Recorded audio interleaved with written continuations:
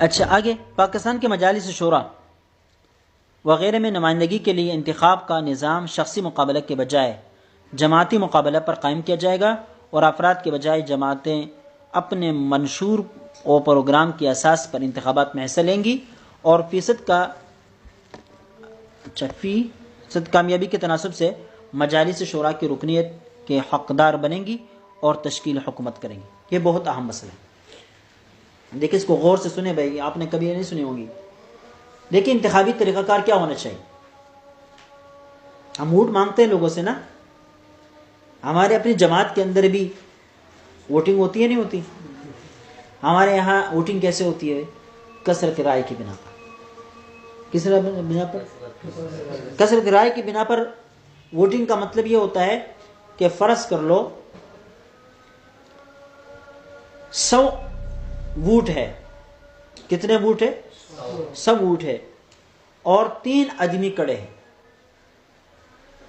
ان 100 ووٹوں میں سے 40 ووٹ ایک آدمی لیتا ہے، 30 ووٹ دوسرا آدمی لیتا ہے، اور 30 ووٹ تیسرا آدمی لیتا ہے۔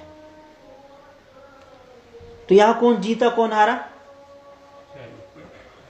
40 والا جیت گیا، اور باقی 30 والے کیا ہو گئے؟ ہار گئے۔ ٹھیک ہے، اسی کو کہتے ہیں کثرت رائے۔ حالانکہ یہاں دیکھا جائے تو یہاں پر اقلیت جو ہے اس کو جیتا ہوا قرار دے دیا گیا، اور جو اکثریت ہے اس کو ہارا ہوا تسلیم کیا گیا۔ کیوں؟ اس لیے کہ جس آدمی نے 40 ووٹ لیے ہیں، 60 ووٹ اس کے خلاف پڑے ہیں، لیکن 60 ووٹ جس کے خلاف پڑے ہیں اس کے باوجود بھی ہم نے اس کو کیا سمجھا؟ اہل سمجھا، اور اس کو ہم نے اقتدار دے دیا۔ اس لیے کہتے ہیں کہ اس جیسی جمہوریت میں اقلیت اکثریت کے اوپر حکومت کرتی ہے۔ کیا کرتی ہے؟ اقلیت اکثریت کے اوپر حکومت کرتی ہے، کیونکہ 60 لوگوں کا ووٹ تو خلاف چلا تھا، صرف 40 لوگوں کا ووٹ ان کے حق میں چلا گیا، لیکن وہ 40 ووٹوں کی وجہ سے وہ 60 جو مخالف ووٹ پڑے ان کے اوپر بھی حاکم بن گیا، ان کے اوپر بھی کیا ہو گیا؟ حاکم بن گیا۔ تو انتخاب کا ایک طریقہ یہ ہے، اور آج کل ہمارے ملک کے اندر یہی طریقہ رائج ہے۔ ہماری جماعت میں بھی یہ چل رہا ہے نہیں چل رہا؟ یہی چل رہا ہے۔ ایک طریقہ یہ ہو گیا۔ دوسرا طریقہ ہے فیصد کے اعتبار سے، وہ بہت اہم ہے۔ اس میں سیکنڈ بولٹ کا نام دیا جاتا ہے اسے۔ اس کا مطلب یہ ہوتا ہے کہ جو پارٹی 51% ووٹ لے گی وہ کامیاب قرار پائے گی، اور جو 51% سے کم ووٹ لے وہ ناکام۔ اب فرض کر لیں یہ جو 100 ووٹ ہے اس میں 3 آدمی کڑے ہیں، ایک نے 40 لیے، دوسرے نے 30 لیے، اور تیسرے نے بھی 30 لیے۔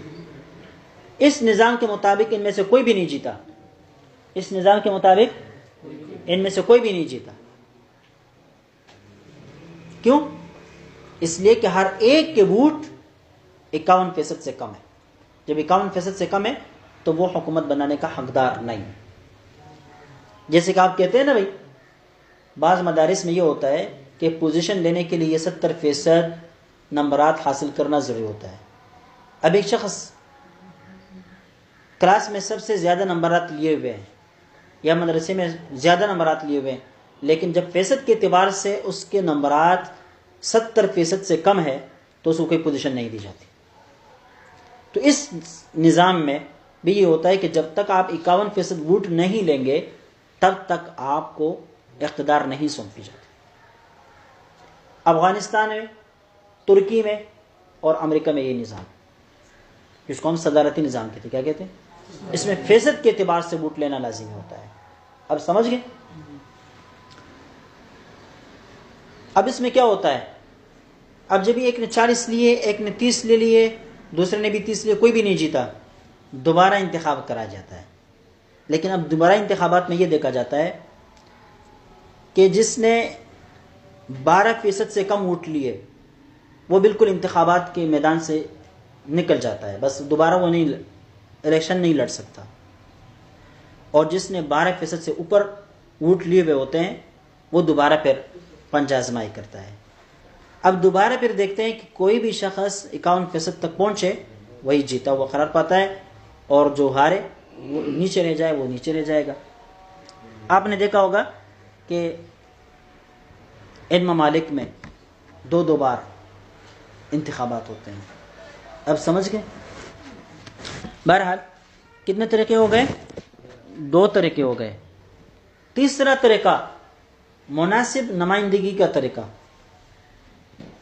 مناسب نمائندگی کے طریقے کا مطلب یہ ہمارے منشور کا حصہ ہے بھائی، لیکن ہم عمل نہیں کرتے اس کے اوپر۔ عمل کیوں نہیں کرتے اس کا جواب میں آپ کو دوں گا۔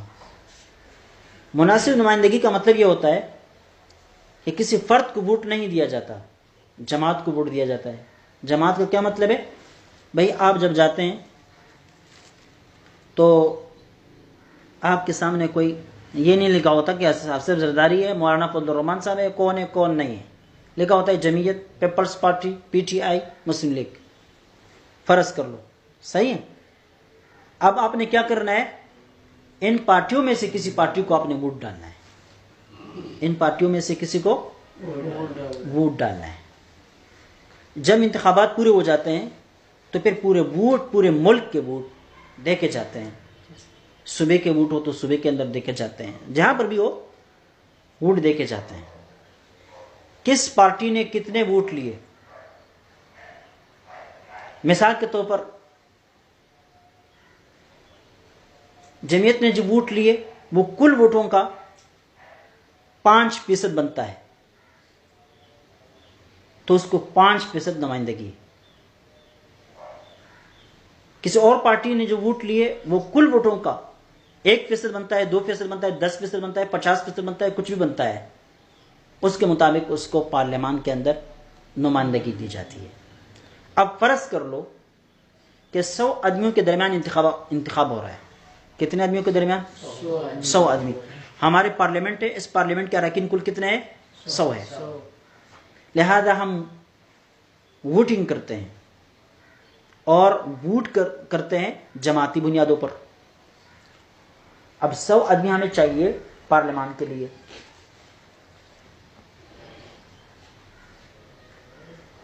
ہم نے دیکھا کہ جتنے بھی ووٹ حاصل ہیں ان کو 100 کے اوپر جو فیصدی اعتبار سے ہم نے ضرب دیا، پھر تقسیم کیا وغیرہ وغیرہ۔ ایک پارٹی کے حق میں اتنے آئے، دوسرے پارٹی کے حق میں اتنے آئے، تیسرے پارٹی کے حق میں اتنے آئے۔ جس پارٹی کے حق میں جتنے ووٹ آئے اتنے اراکین اس کو دے دیے جائیں گے۔ مثال کے طور پر جس نے 10% ووٹ حاصل کیے اس کو 10 اراکین دیے جائیں گے پارلیمان کے۔